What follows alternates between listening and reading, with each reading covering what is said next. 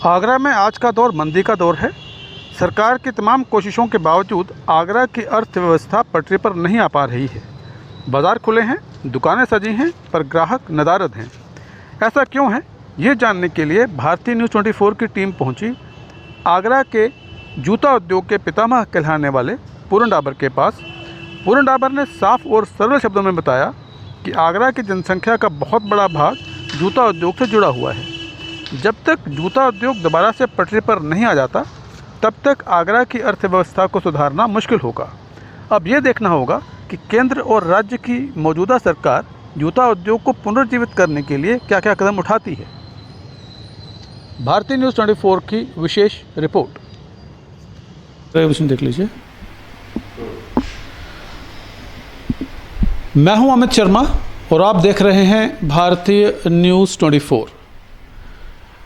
शू industry Agra की जो अर्थव्यवस्था है उसकी रीढ़ की हड्डी कही जाती है और लॉकडाउन के दौरान और उसके बाद सबसे अधिक प्रभावित होने वाली इंडस्ट्रीज़ में एक शू इंडस्ट्री भी है। कहा जाता है कि जब तक शू इंडस्ट्री रिवाइव नहीं करेगी, आगरा की जो अपनी अर्थव्यवस्था है वो जो है संभल नहीं पाएगी। इस बारे में हमसे बात करने के लिए आज आगरा के शू इंडस्ट्री के पितामह कहे जाने वाले डॉक्टर पूरन डाबर जी हमारे साथ में हैं।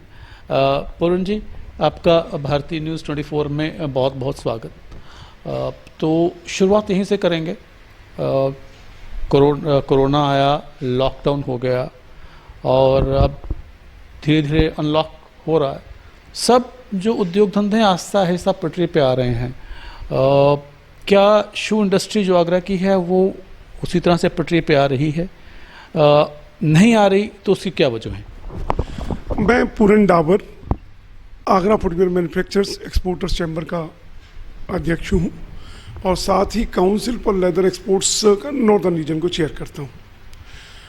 आगरा देश के सबसे बड़े क्लस्टर्स में से, जूता क्लस्टर्स में से है और मैं अपना सौभाग्य समझता हूँ कि मैं ऐसे उद्योग से जुड़ा हूँ जो देश की अर्थव्यवस्था के लिए एक महत्वपूर्ण उद्योग है। दोनों दृष्टि से $6 बिलियन की विदेशी मुद्रा इस उद्योग से आती है और साथ ही एम्प्लॉयमेंट की दृष्टि से देखें तो मेरे ख्याल से सर्वाधिक एम्प्लॉयमेंट इस इंडस्ट्री से आता है। जहाँ तक आगरा की बात करें तो आगरा में 4 लाख लोग सीधे इस उद्योग से जुड़े हैं और आगरा की लगभग 40% जनता मैं मानता हूँ कि प्रत्यक्ष या परोक्ष रूप से इस उद्योग से जुड़ी हुई है। निश्चित रूप से इस समय बड़े संकट में है। कोविड के दौरान जो 22 मार्च से जो लॉकडाउन लगा और लगभग 22 मई तक तो 2 महीने तो पूरी तरह से बंद रहा। हम निर्यात से जुड़े हैं और निर्यात का जो 2 सीज़न होते हैं, विंटर सीज़न और समर सीज़न, उस समय जो स्थिति थी, हमारा समर सीज़न का माल यहाँ से जा चुका था, जो पोर्टों पर पहुँच चुका था और कुछ उनके गोडाउन्स में पहुँच चुका था, यूरोपियन गोडाउन्स में। लेकिन वहाँ उस समय लॉकडाउन था, वो माल काफ़ी कुछ छूट नहीं पाए और स्टोर्स में नहीं पहुँच सके। और जो उत्पादन हम लोगों का जो बड़ा सीज़न होता है, जो विंटर सीज़न हम कहते हैं, जो लगभग 15 मार्च से शुरू हो जाता है और 15 अगस्त तक जो रहता है, ये एक बड़ा सीज़न होता है जिसमें 65% काम होता है।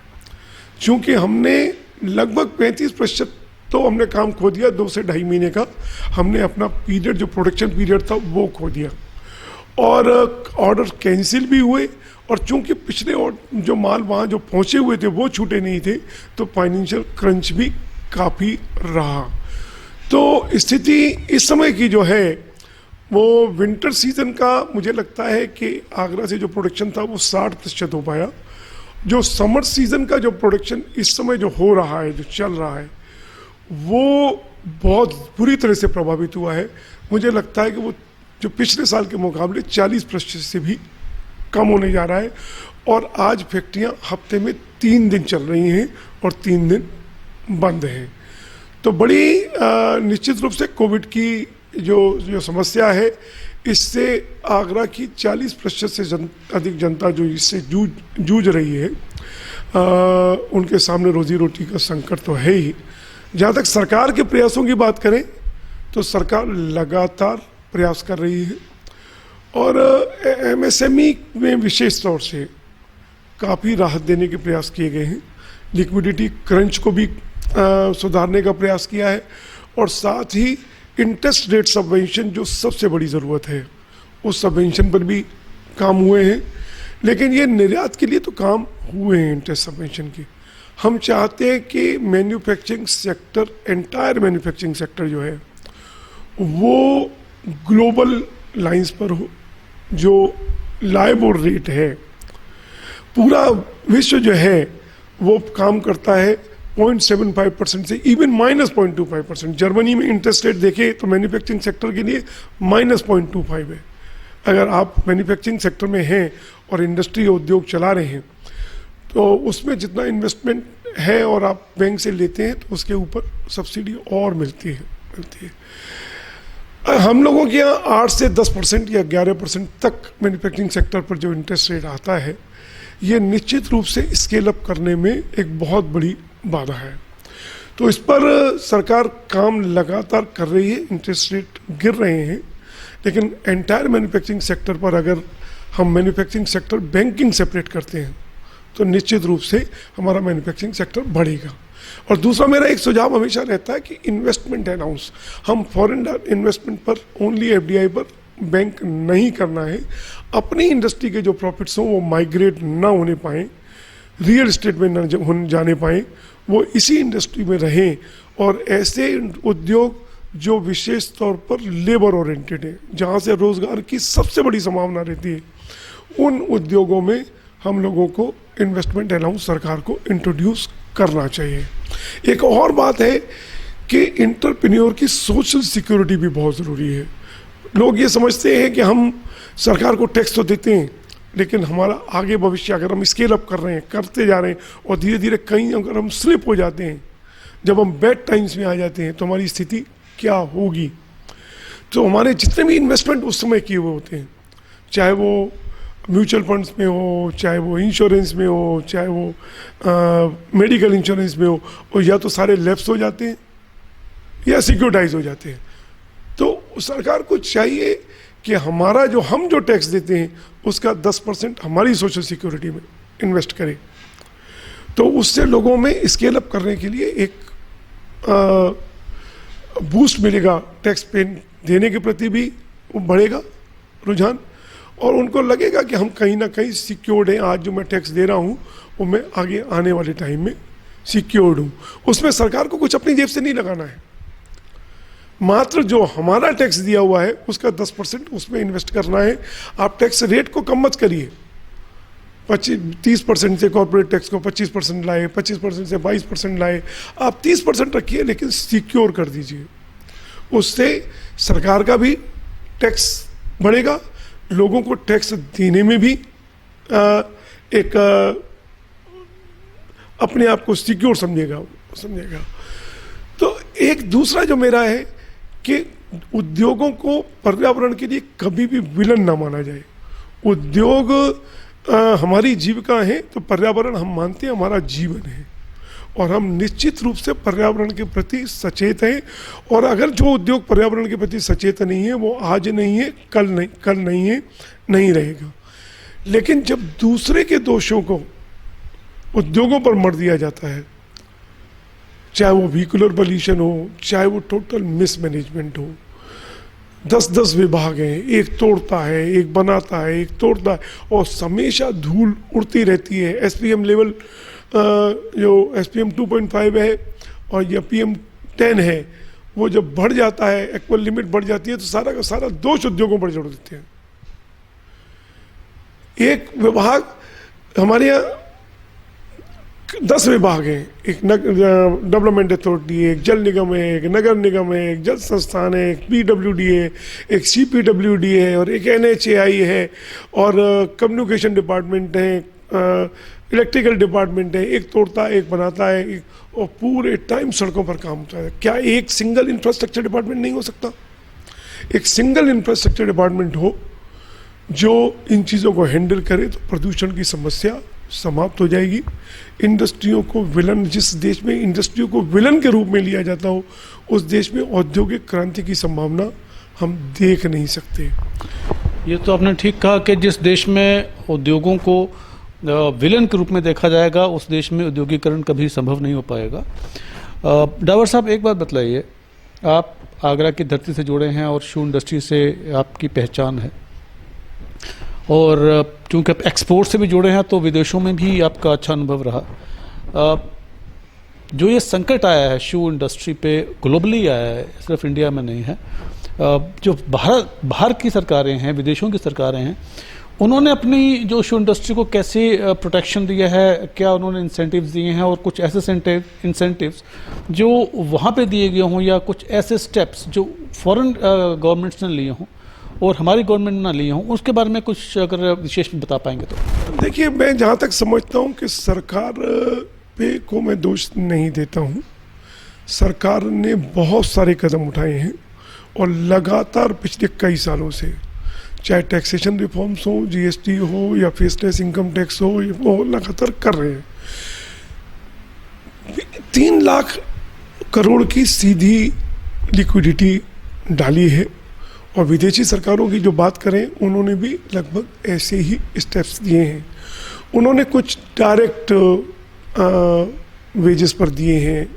हम लोगों की ये उम्मीद थी कि जो 2 या 2.5 महीने जो लॉकडाउन पीरियड रहा, सरकार उस पीरियड की कम से कम 50% सैलरी को वेंट करती। उसके लिए हम ESI देते हैं, और जब बीमारी की स्थिति में तब ESI से ही उसको तनख्वाह दी जाती है।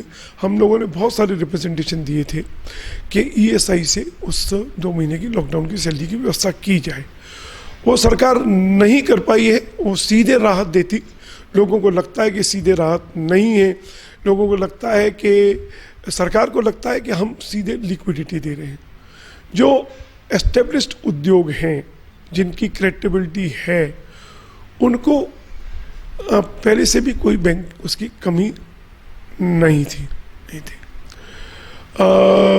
वो अपने आप को कहीं ना कहीं ये मानते हैं, और इस समय लिक्विडिटी की या पैसे की बहुत ज़्यादा ज़रूरत इसलिए भी नहीं है कि जब मेरा ऑर्डर जो है पिछले साल से 50% कम हो गए, तो निश्चित रूप से मेरी 20 से 30% उसकी डिमांड भी, कैपिटल की डिमांड भी घटी है।